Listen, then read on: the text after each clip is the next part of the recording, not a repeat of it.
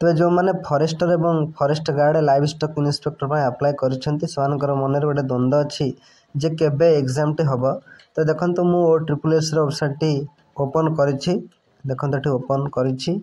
तो जो मैंने अप्लाई करिसेंती फॉरेस्टर फॉरेस्ट गार्ड और लाइव स्टॉक इन्स्पेक्टर तो से एग्जाम टी केबे हम। तो पूर्व मार्च बोली कहुला एवं यही वेबसाइट अपडेट रखाई किंतु ता बर्तमान परिवर्तन हो मे करा जायछि। देखंतु मु धीरे धीरे स्क्रॉल डाउन कर देखौछि।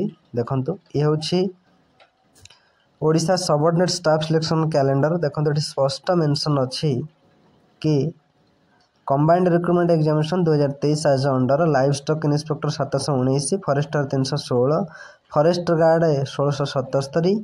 तो यार फॉर्म फिलअप ऑलरेडी सरी जाइछि।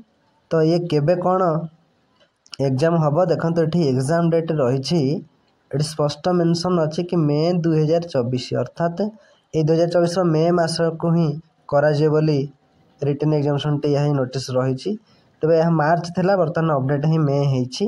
तो जो मैंने निजक प्रस्तुत करुँच livestock inspector forester forest guard तो सर निहाती आहरी भलसे कठिन परिश्रम करूँ। परिश्रम कले निहाती सफलता पाइबे। तेज यार एग्जाम डेट कथा आम आलोचना करते। तो जार एग्जाम डेट रही